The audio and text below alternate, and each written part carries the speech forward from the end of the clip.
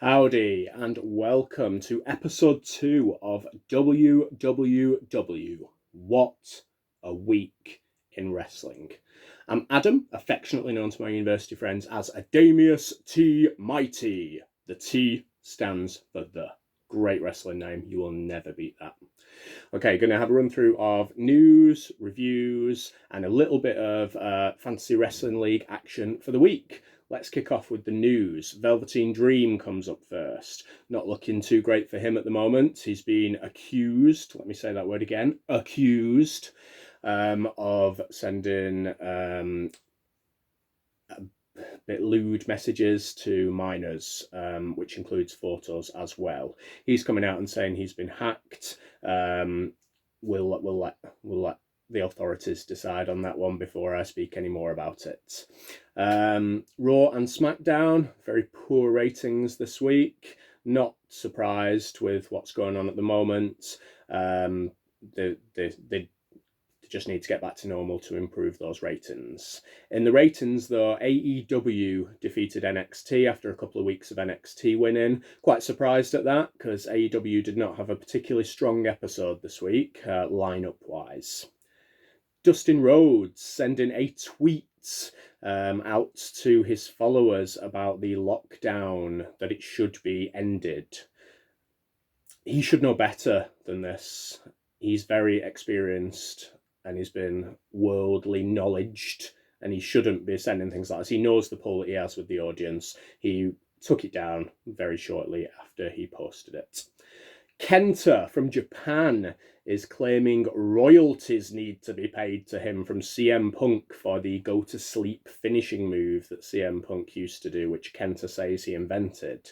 I'd love to see Kenta get his checkbook out and send money to every single wrestler who invented the moves he has used in the past. I'm guessing it's a bit of a heel gimmick that he's doing. I'm hoping it is anyway, otherwise, a bit weird. Dark Side of the Ring this week focused on Dino Bravo's assassination. Dark Side of the Ring is a fantastic series. If you haven't caught any of it yet, you really need to get on YouTube and have a look at it. Really interesting. I know a lot about wrestling, but I don't know a lot of what's coming up in the Dark Side of the Ring. They focus on the negative side of wrestling, really. Bruiser Brody's killing was a fantastic episode, and the Von Erichs was, and they're not particularly strong in my wrestling life, those ones, but I really enjoyed the episodes. Karrion Kross. I said last week that he sounded like airport luggage, like carry-on baggage, and I stick to that. I was informed this week that carrion means the decaying flesh of dead animals, so that is where it comes from, with a C rather than a K. Let's kick off to the results. A very tournament week this week. A lot of things involving tournaments or qualifiers or things like that. Raw, so Money in the Bank qualifiers. Aleister Black defeated Austin Theory. Rey Mysterio defeated Murphy. Not a fan of that one myself. And Apollo defeated MVP. Lots of NXT stars on Raw, filling in the parts of jobbers, as they cannot get local talent in due to the virus. Indy Hartwell, Shane Thorne, Brendan Vink, Caden Carter, Santana Garrett. Hopefully they'll recover from the role that they're being used on at the moment before they get released. SmackDown, Money in the Bank qualifiers again. For the men, Baron Corbin, the first heel through, defeated Drew Gulak. And in the women, Lacey Evans defeated Sasha Banks. More promotion there for the Sasha Banks-Bayley feud that's obviously going to happen. I don't think WWE really know what to do with Lacey Evans at the moment. A bit up and down, a bit win-loss. We'll see where they go with that. Tag team division. You know what? At least they're doing something with it, because it's really stalling in WWE over the past few years as the tag team division. So at least they're actually got a bit of a storyline going. Gran Metalik and Lince Dorado defeated Miz and Morrison. Again, Morrison looking the stronger of the two. It'll be interesting to see if this leads to a feud between Miz and Morrison. Also, the Forgotten Sons getting involved. Steve Cutler with a nice new look, a nice bold look, makes him look a bit different than the other two, which is good, because otherwise they look like three similar faces. NXT concentrated on the Cruiserweight interim title tournament. The debut of Jake Atlas looked all right against Drake Maverick. The more I see of Drake Maverick, the more I still don't know whether this is a work. But even if it isn't a work, I don't think if I was one of the competitors that had been released that I would really enjoy what's happening at the moment, that they're making a storyline out of it. Anyway, Kushida defeated Tony Nese, and El Hijo del Fantasma defeated Jack Gallagher in his debut. El Hijo then, further on in the show, avoided being abducted. The first one to avoid being abducted. Could it be him? Dexter Lumis being pushed to the main event already. Massive fan of that. Watched him as Samuel Shaw in TNA a few years ago. It's taken him a while to get back. Everything about the man is awesome. I think it's got a really strong shelf life as well. Kind of doing the American Psycho type of gimmick. As a face as well. Interesting if he can pull that one off. Keith Lee taken out of that by being attacked by Damian Priest before it. I think they've stalled on Keith Lee a little bit. They started with him in a multi-man match when he first won the NXT North American title. I think that was a mistake because none of those competitors now feels fresh. Damian Priest definitely doesn't feel fresh, no matter how good he is. His NXT career has obviously been plagued by injuries so far. AEW concentrated on the TNT title tournament. Darby Allin progressed to face Cody. He defeated Sammy Guevara. And Dustin Rhodes progressed to face Lance Archer. He defeated Kip Sabian. I'm still sure Dustin Rhodes is going to get absolutely destroyed by Lance Archer in the next round to build the Cody feud. Orange Cassidy, nice little win for him this week. I like it. He's not got a strong shelf life, I don't think. But I like it. It's a bit of fun, his gimmick. Right, let's move on to Money in the Bank, the actual lineup. So for the women, we've got Asuka, Baszler, Nia Jax, Dana Brooke, and Lacey Evans. The final spot to be sorted next week on SmackDown with Carmella against Mandy Rose. I'm assuming they're saving the Mandy Rose-Sonya Deville feud. Otherwise, it would have been nice to have that match.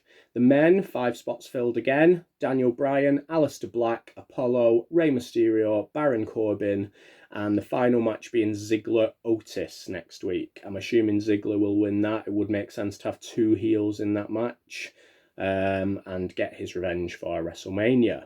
The 3 title matches so far, Braun Strowman against Bray Wyatt and Bayley against Tamina that we covered last week. The addition is Drew McIntyre against Seth Rollins. Should be a fantastic match that. I can only assume Murphy will be involved in that, which is why he's not progressed to the Money in the Bank tournament. Okay, going to talk a little bit about the Fantasy Wrestling League, which is a league I run. Got a couple of new moderators this week, some great ideas for competitions. We've got two new competitions sorted. One of them I'm not going to tell you about because it's not been announced yet, so we'll wait for that one. The other one is a Money in the Bank tournament. The first week, every single player is put into a league of around 10 players. The winners of each league progresses to the second week, where they will compete in a Money in the Bank match. The winner of that, it's all based on your weekly points, the winner of that will win the Money in the Bank. The contract stipulates that you may change your entire team on one occasion in full before SummerSlam.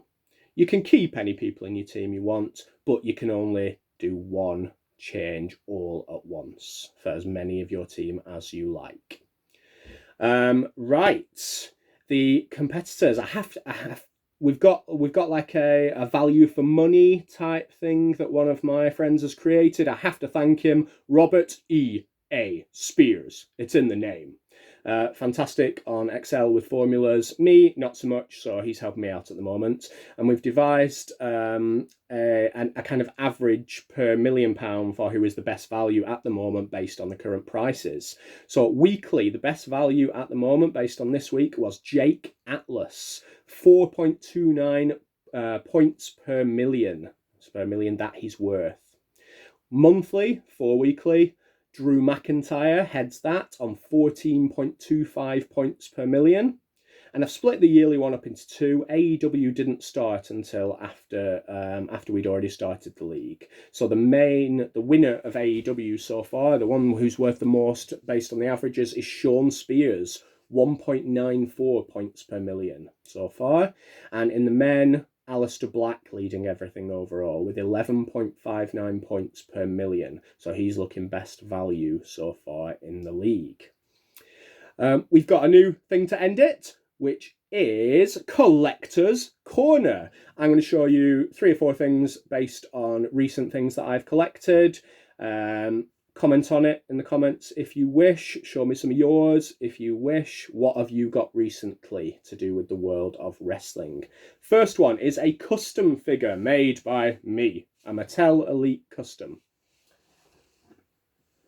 And this gentleman is Shaska Whatley. Mid to late 1980s, NWA, used to be called Pistol Pez Whatley when he was a face. He was a bit of a jobber as Pistol Pez, had a bit of a better run as Shaska Whatley. Honestly, if you get a chance to watch some of his interviews, one of the best talkers on the mic from that era. And that's from an era where there's, Ric Flair, Tully Blanchard, people like that. This guy matched them with his talk. Absolutely fantastic on the mic. Next, one of my favourite figures that I've managed to get hold of loose is this one. Shawn Michaels as Hulk Hogan from the infamous SummerSlam match that they had. Not a fan of the match at all. Shawn Michaels acted like a bit of a baby, not selling Hulk Hogan's moves in a main event pay-per-view. I didn't like that at all, but the run-up was brilliant. And Shawn Michaels dressed as Hulk Hogan was absolutely fantastic. Excellent that I have that loose. Got this recently. It is a ring-worn, signed Randy Orton hoodie.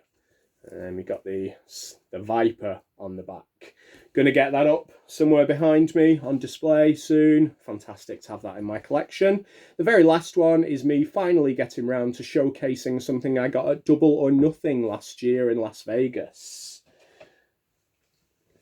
This is one of the $100 bills or bucks. As the Young Bucks. It all came down from the ceiling. Luckily, I managed to get my hands on a couple of them. So this is from the actual Double or Nothing event. Finally got that showcase. Glad I managed to keep it nice and neat before I managed to showcase it. So that's going to go behind me in my AEW display that I'm going to set up.